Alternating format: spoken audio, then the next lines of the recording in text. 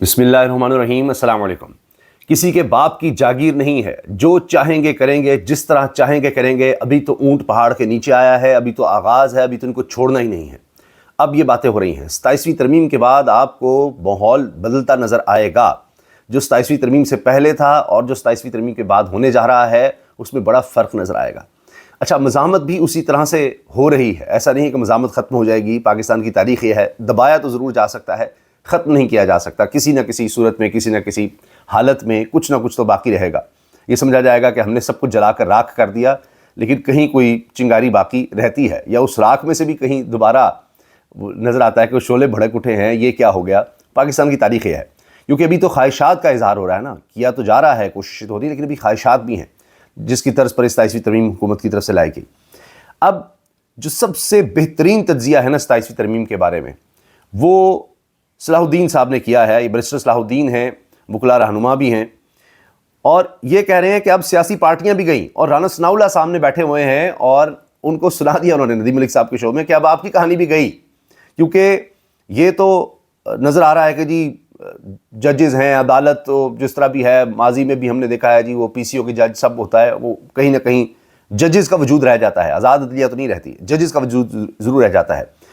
یہ نہیں ہوتا کہ اچھا وہاں عدلیہ آزاد نہیں ہے تو وہاں کچھ بھی نہیں ہوتا، ختم ہو جاتے ہیں ملک۔ بہت سے خطے کے ممالک کی انہوں نے مثال دی کہ دیگر ممالک بھی ہیں جہاں پر اسی طرح سے ہے۔ انہوں نے کہا چین میں آپ دیکھ لیں، مصر میں دیکھ لیں، بہت سے آپ کو ارد گرد کے ممالک مل جائیں گے، افغانستان کی صورتحال آپ دیکھ لیں جہاں کوئی آزاد عدلیہ آپ کو ملے گی نہیں۔ لیکن یہ بات ضرور ہے کہ جہاں آزاد عدلیہ نہیں ہوتی نا، وہاں پر پھر آزاد میڈیا بھی نہیں ہوتا، اور وہاں سیاسی جماعتیں بھی نہیں ہوتی۔ پھر تو اس میں یہ سب رگڑے جائیں گے۔ اب تو سنیے انہوں نے کیا کہا ہے۔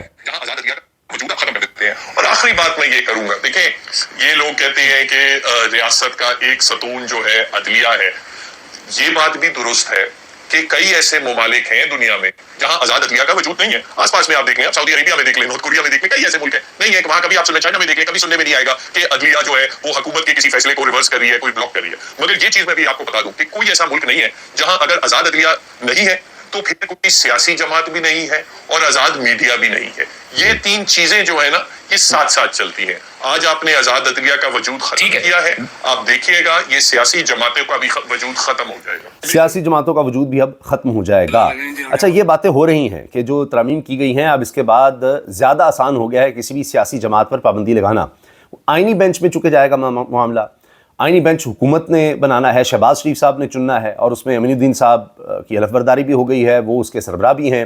آئینی عدالت کے بینچ نہیں، سوری، اب تو ہم بینچ کہہ کے عادی ہو گئے، آئینی عدالت کے سربراہ وہ ہیں۔ آئینی عدالت میں معاملہ جائے گا تو لہٰذا تحریک انصاف اب بین بھی ہو سکتی ہے، کل عدم بھی ہو سکتی ہے، اور یہاں تک کہا جا رہا ہے کہ ایسا انتظام کرنے کی بھی کوشش ہے کہ آئندہ تحریک انصاف الیکشنز میں بالکل بھی نہ ہو۔ ابھی بھی نہیں تھی، اس کے پاس بلے کا نشان بھی نہیں تھا، بطور جماعت نہیں تھی، ان کے لوگوں کو نہیں مانا گیا، مخصوص نشستیں نہیں دی گئیں، یہ سب تو اپنی جگہ، لیکن ایسا اب سسٹم لانا ہے کوئی ان کا دفتر کچھ بھی نہ باقی رہے، یہ بھی کوشش ہونی ہے۔ خیبر پختونخوا میں اس طرح نہیں قابو پایا جا سکا تو اب اس کا انتظام کرنا ہے، اب اگلے الیکشن سے پہلے اب اس طرف چیزیں جائیں گی، تو یہ بھی ایک سوچ ہے۔ اب دیکھیے پلاننگ تو ہوتی ہے، زمین پر ایک پلاننگ ہو رہی ہوتی ہے، اصل پلاننگ تو جو اوپر آسمان پر ہے وہ دیکھا جا رہا ہوتا ہے کہ کیا ہوگا۔ تو قدرت کا اپنا ایک نظام ہوتا ہے، کیونکہ یہ پلاننگ ہر آنے والے نے کی ہے۔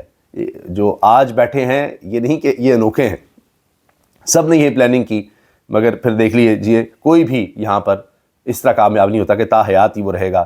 جس طرح زرداری صاحب نے اب کر لیا، اس پر علماء بھی پریشان ہیں کہ اب ہم اس کو جسٹیفائی کیسے کریں۔ تو زیادہ تر علماء اب جو حکومت کے ساتھ بھی تھے وہ بھی اب پریشان نظر آ رہے ہیں کہ تا حیات تو کسی کو نہیں اجازت دی جا سکتی کہ وہ دنیا کے تمام جرائم بھی کر لے اور اس کے خلاف کچھ ہو نہیں سکتا۔ ایک عجیب بات میں نے ابھی یہ کنفرم بھی کرنے کی کوشش کی ہے، تو سینئر صحافی بھی ہیں، انویسٹیگیٹو جرنلسٹ ہیں، ہم نیوز کے انویسٹیگیٹو سیل کے ہیڈ ہیں زاہد گشوری صاحب۔ انہوں نے یہ اس ماحول میں یہ پوسٹ کیا ہے تو بڑے اوتھینٹک صحافی، لیکن اس کی سمجھ نہیں مجھے آئی کہ انہوں نے کہا ہے ملک کی تیزی سے بدلتی ہوئی سیاسی صورتحال سے معلوم ہوتا ہے عمران خان اور بشرا بی بی کو اگلے 3 ماہ میں رہائی مل جائے گی۔ اچھا، میں نے ان سے پوچھا ہے کس طرح، یہاں تو ماحول اور زیادہ سخت ہو رہا ہے۔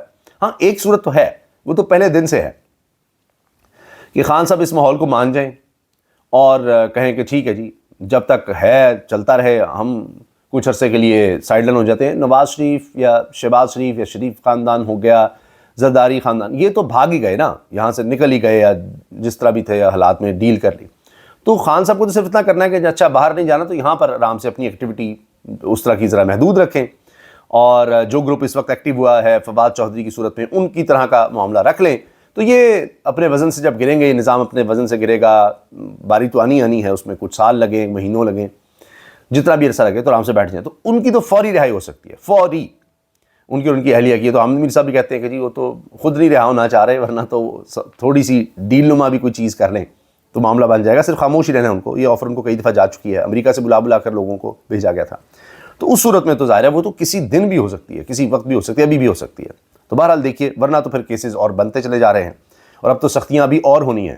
پولیس کو بھی یہ اختیار دیا جا رہا ہے کہ جی اگر آپ نے پولیس کے خلاف مزاحمت کی تو 7 سال قید ہو جائے گی پولیس کے خلاف مزاحمت کرنے کی. تو سختیاں بڑھ رہی ہیں. تحریک لبیک پاکستان نے بانی TLP علامہ خادم حسین رضوی صاحب کے عرس کی تقریبات مؤخر کر دی ہیں. عرس کی تقریبات ہر سال 19, 20, 21 نومبر کو لاہور میں ہوتی تھیں, لیکن اب نہیں ہوں گی. اچھا, یہ جو میں نے مزاحمت کا ذکر کیا وہ سنیے. Justice retired Athar Minallah has been approach to guide the lawyers ready to kick off the movement. Athar Minallah صاحب کو اپروچ کیا لائرز نے کہ جی ہم تحریک کا شروع کریں, ایک موومنٹ شروع کریں. اطہر من اللہ صاحب پہلے بھی تحریک چلا چکے ہیں, تو دوبارہ آئیں. The consultation process starts here. A former law minister, 7 retired judges including a retired chief justice with 11 leading lawyers are sitting together in Islamabad. اچھا, وہ کہنے جی 11 سینئر وکلاء سمیت لوگ بیٹھے ہوئے ہیں اس وقت, جن میں 7 ریٹائرڈ ججز ہیں, ایک ریٹائرڈ چیف جسٹس بھی شامل ہے. وہ اب بیٹھ کر اس پر بات کر رہے ہیں کہ اطہر من اللہ صاحب بھی ساتھ شامل ہوں. ابھی یہ نہیں پتا کہ حامد خان اور سلمان راجہ بھی ساتھ بیٹھتے ہیں نہیں بیٹھتے. تو میں نے آپ سے عرض کیا نا کہ مزاحمت کی بھی باتیں ہو رہی ہیں, اس طرف بھی ایک سوچ چل رہی ہے. آج سپریم کورٹ کا فل کورٹ میٹنگ ہے, جس میں سپریم کورٹ آف پاکستان کے آخری چیف جسٹس جو کہلائیں گے جناب یحییٰ خان افریدی صاحب, وہ اس کو چیئر کریں گے. اب 2 لوگ تو استعفیٰ دے چکے, منصور علی شاہ صاحب اور اطہر من اللہ. اس کے بعد اب دیکھتے ہیں کہ کچھ بڑا ہو سکتا ہے, کہا جا رہا ہے کہ کچھ نہ کچھ بڑا سامنے آئے گا, دیگر ججز بھی کچھ نہ کچھ بولیں گے. تو بہرحال باقی تو پھر وہ نوکری کریں گے. حیران کن صورتحال یہ بھی ہوئی. اطلاعات کے مطابق گزشتہ روز چیف جسٹس یحییٰ خان افریدی نے جمال خان مندوخیل کی سالگرہ کے موقع پر کیک کٹنگ کا اہتمام کیا, مگر فاضل جج صاحب نے کہہ کر کیک کاٹنے سے انکار کر دیا کہ چیف جسٹس صاحب یہ کیک کاٹنے کے دن نہیں, 13 لوگ شہید ہو گئے ہیں, عدلیہ کی آزادی سلب کی جا رہی ہے, اور آپ مجھ سے کہہ رہے ہیں سالگرہ کا کیک کاٹوں. یہ ہو رہا ہے جی. اب تو ان کو ان کے اپنے سامنے یہ بات سنا رہے ہیں. یدید سرفراز صاحب نے یہ پوسٹ کیا ہے, یہ ٹویٹ کیا ہے. تو یہ جی ہو رہا ہے. ابھی دیکھتے ہیں کہ کس طرح سے مزاحمت کو آگے بڑھایا جاتا ہے. یہ بات اب ہو رہی ہے فیصل واڈا صاحب کی طرف سے, جو میں نے شروع میں عرض کی تھی کہ جاگیر سمجھا ہوا تھا, ان کی مرضی کے بعد ٹرانسفر نہیں ہو سکتا, ہم ٹرانسفر کریں گے. فیصل واڈا نے کہا ہے جس کو چاہیں گے جہاں چاہیں گے ٹرانسفر کریں گے ججز کو. یہ کیا سمجھتے تھے اب پہاڑ کے نیچے آیا نا اونٹ, ابھی تو آغاز ہے. ابھی دیکھیں ان کے ساتھ ہوتا کیا ہے, ان کو بھی چھوڑیں گے نہیں. ابھی تو یہ آغاز ہے, ایک ایک کو یہ تو بھگا کے ماریں گے ان کو, اور ایسے سے قانون بنائیں گے. ابھی 27ویں تو 28ویں آئے گی, ہر چیز کا قانون بناتے چلے جائیں گے. ود ان دا سسٹم ان کو ماریں گے, ان کو چھوڑیں گے نہیں. تو فیصل واڈا صاحب تو 27ویں ترمیم ہوتے ہی, جس طرح راجہ پریزیڈنٹ نے کہا تھا کہ اب دوبارہ پکا بندوبست کر دیا ہے, چھاتی پیٹ کر کہا تھا. تو لگتا ہے کہ چیزیں اس طرف جا رہی ہیں.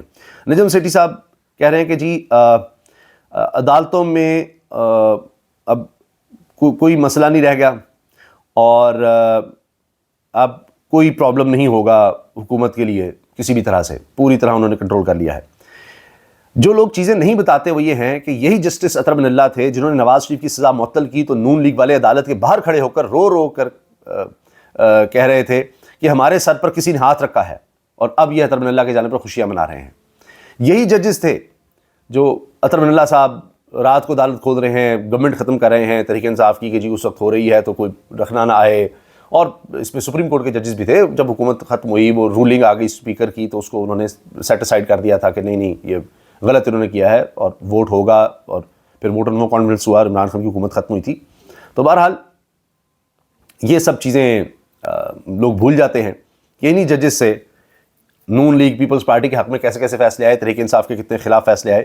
مگر اب آج منظر ہی بدل گیا ہوا ہے, اور آج تو چیزیں ہی کچھ اور طرف جا رہی ہیں.